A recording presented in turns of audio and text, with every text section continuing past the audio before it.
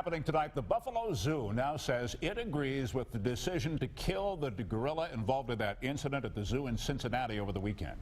To get you caught up on this story, the gorilla was shot dead on Saturday at the Cincinnati Zoo to protect a child who had fallen into the animal's enclosure. Some groups argue the zoo should have used a tranquilizer, and now the outrage is being directed at the zoo itself and the parents of the boy. Now, there have been some close calls at the Buffalo Zoo as well. Back in 1979, 2 polar bears were shot after a man climbed into the pen after hours. That man was mauled by one of the bears but survived. And then more recently, in 2012, a gorilla walked out of his cage. But as 7 Eyewitness News reporter Ali Tui tells us tonight, the Buffalo Zoo now has measures in place to make sure that the animals and visitors are all safe.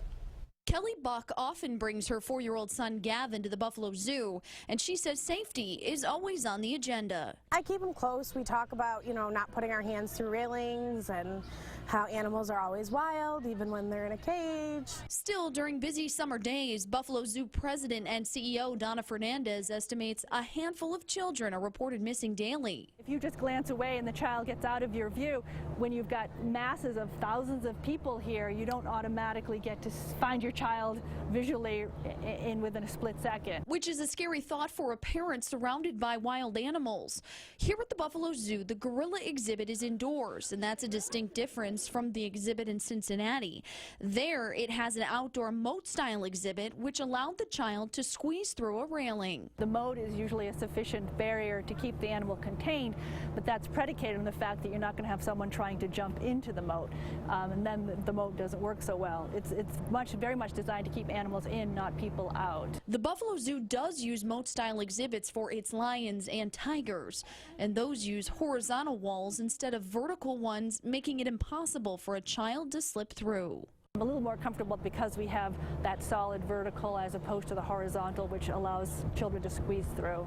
Fernandez says protocols are in place with Buffalo SWAT and Buffalo Police should the zoo experience an incident similar to Cincinnati. It's unfortunate, one would hope that it doesn't, but certain species are on the kill list, like a tiger or a lion, but adult male gorilla is on that kill list because they can pose a threat. I think that both sides, the zoo and the parent, are probably going through a lot of trauma right now. And the zoo does require an adult to chaperone every 10 students if they're on a school trip visit. However, there's no policy for individual families. It is considering making one for the future. We're live in the newsroom this evening. Ali Tui, 7 Eyewitness News. All right, thank you.